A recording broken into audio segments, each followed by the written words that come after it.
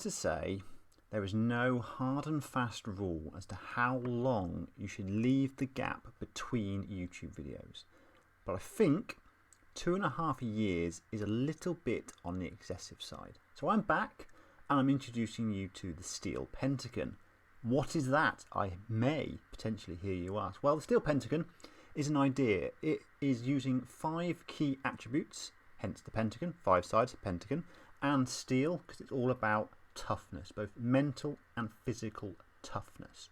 So the 5 attributes that I think are vital for this football club is determination, so that desire to always do your absolute best, bravery to never give in no matter what, to put your body on the line every single time, aggression, because you need to be able to stand up with your teammates for the shirt and get yourselves involved into a situation. You also need work rate, that ability just to keep on going for yourself, for the team, for the shirt, for the fans.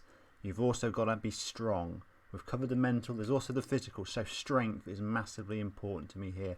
I've chosen Millwall Football Club, a club that is often in the headlines for some negative reasons as well as the occasional positive. I think that those 5 key attributes that I've previously mentioned are absolutely essential to be a Millwall football player. So the way I'm attempting to work this is I will not sign a player who does not have a combined score of less than 75 when it comes to those 5 attributes. So I've chosen to show Sean Hutchinson, who is my current leading man for Millwall. His aggression is 17, bravery of 18, determination of 16, work rate of 12 and strength of 17 gives him a score of 80, which means if he was available I would be looking to bring him into the club as he's over that value of 75. The other thing I'm also going to do is ensure that I do not play anyone with a value of less than 50. So 50 is my benchmark for play, and that will mean players can deteriorate over time. They can be existing players and they can be youth intake players who are over 50, so they will get involved within the football club. But the key for bringing in new signings from elsewhere is that value of 75.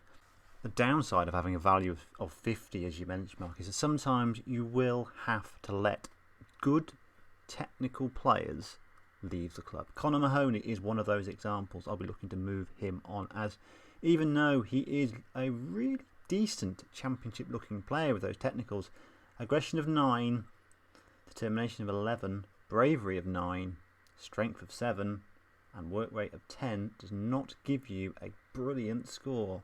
46 if my maths are correct, and I hope they are, because otherwise I'll look a little bit silly. But 46 is not going to keep you at this club, Connor, unfortunately, so you will be asked to move on as well. There is, from working out, 30 players who are under that benchmark of 50.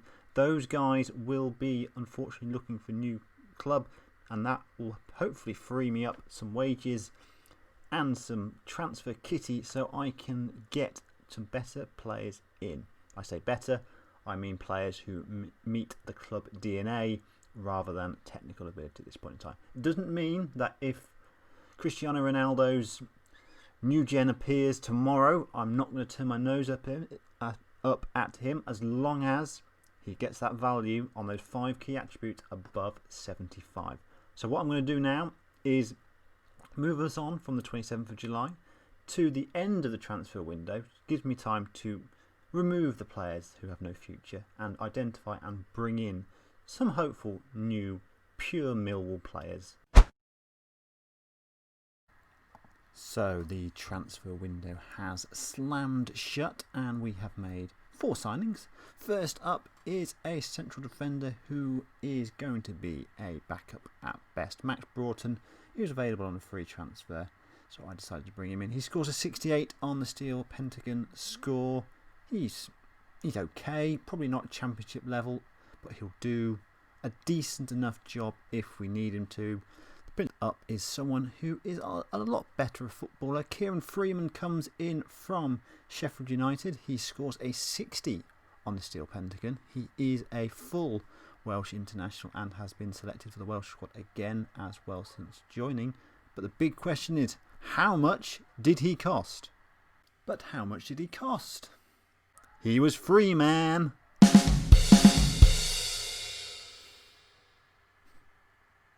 I am depressingly happy with myself with that last gag. That it took me quite a while to put together, but I think delivers beautifully, even though I do say so myself. We do move on to another new signing. Cameron Brannigan comes in from Oxford United.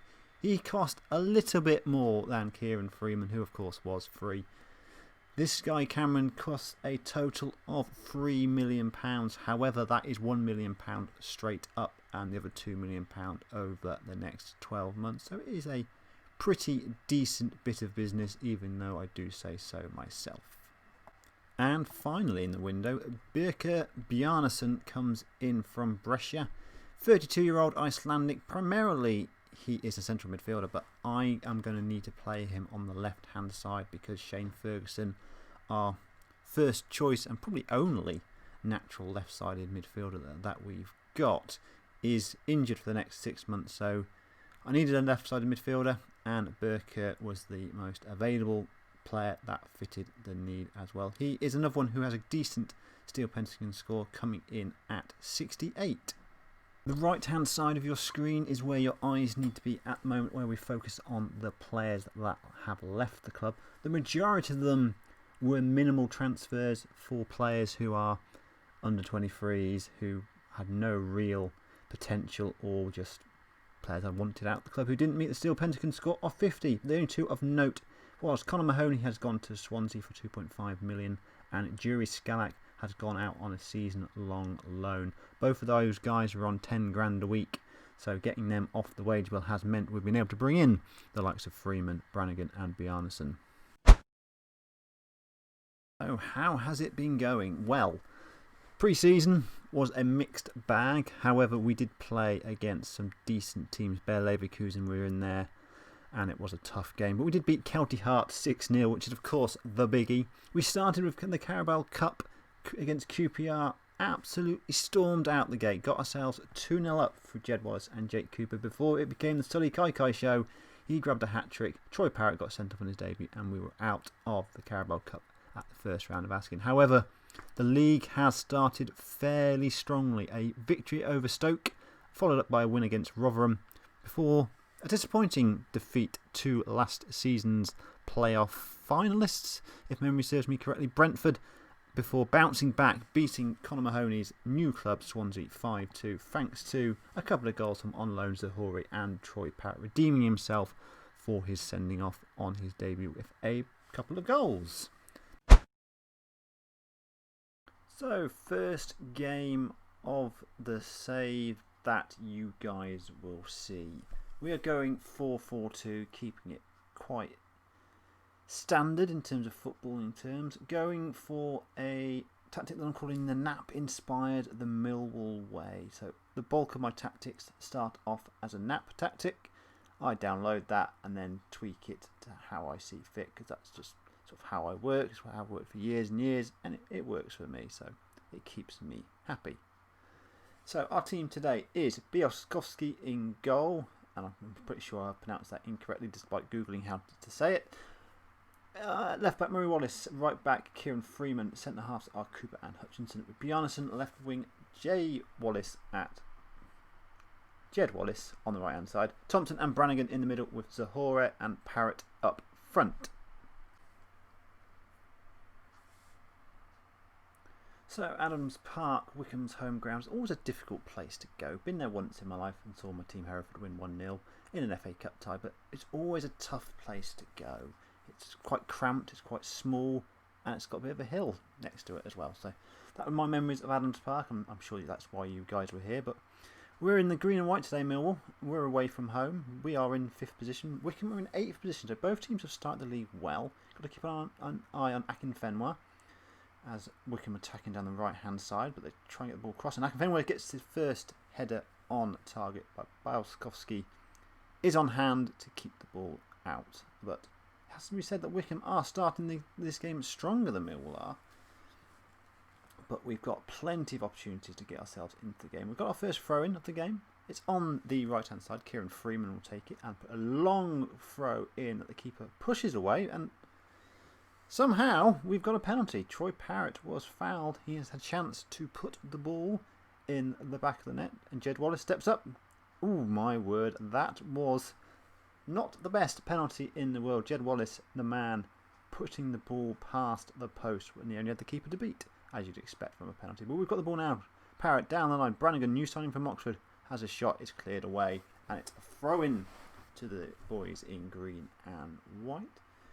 Early stages, we have probably been slightly better side. Should be in the lead, as Wallace missed the penalty, but we've got another chance now. Corner. It's whipped in. It's flicked on at the near post by Hutchinson, but Allsop gathers comfortably, and Wycombe now will have a chance to come at us again.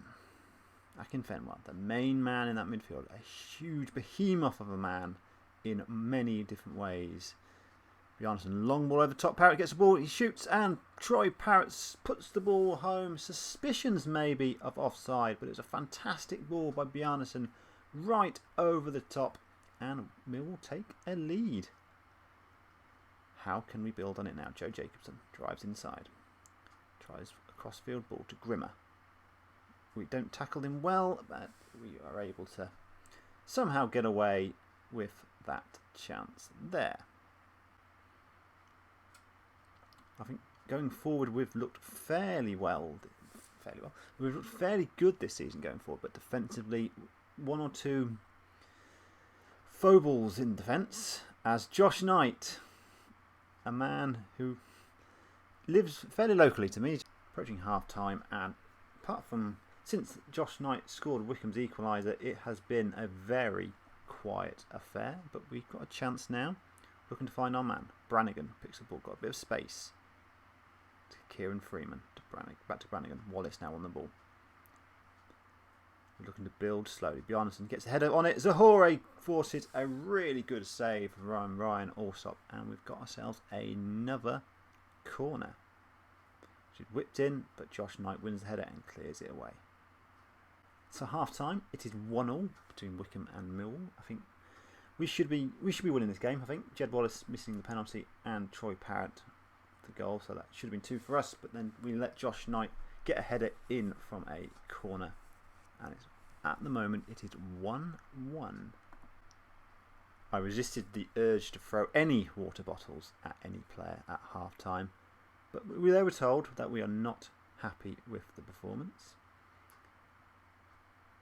The expectation for the team this season is to finish in mid-table, but I would like a sneaky bet at the playoffs, considering we've started so well with 3 wins from the opening 5 games. So I thought maybe there was an opportunity there, but it would have been clearly offside if he'd have gone for the ball. All the players have been told to tackle hard as we get caught in possession, but Adebayo Akinfenwa uncharacteristically drives the ball wide. Not the best performance from us so far in this one. I think changes may need to be made.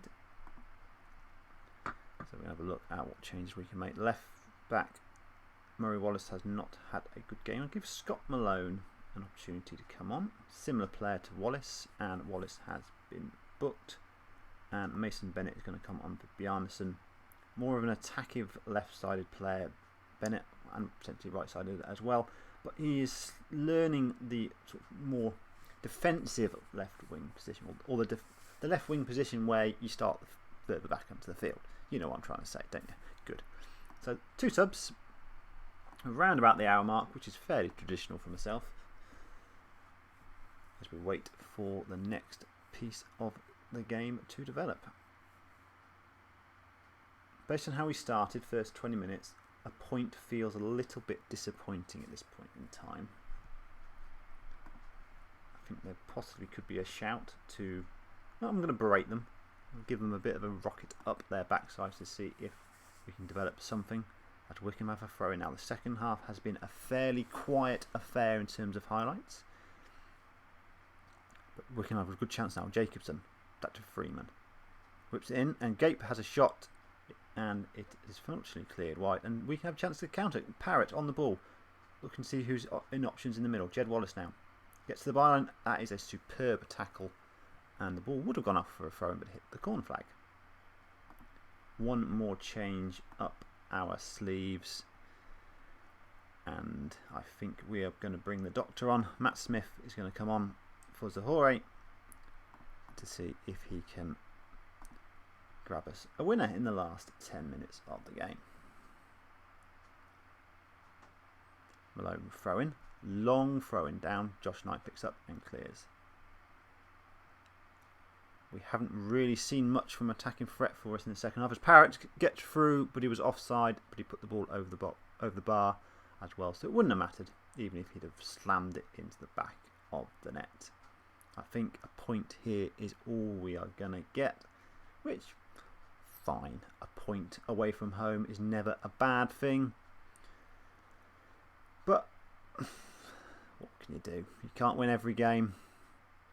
And we get a point. So, relatively comfortable with a point. I think fullbacks didn't play particularly well. Jed Wallace had a decent game on the right hand side, even though he did miss a penalty. But overall, yeah, we were okay with a point. Alright then guys, massive thanks for watching this video. There is plenty of other stuff that I've released over time, which you can see examples of on the right hand side of the screen right there. There's also a subscribe button, so if you haven't already, please do subscribe. And the final plea, if you can drop a like or a comment, that would be awesome, as YouTube knows that you enjoyed, and that'll help others get visibility too. Thank you very much.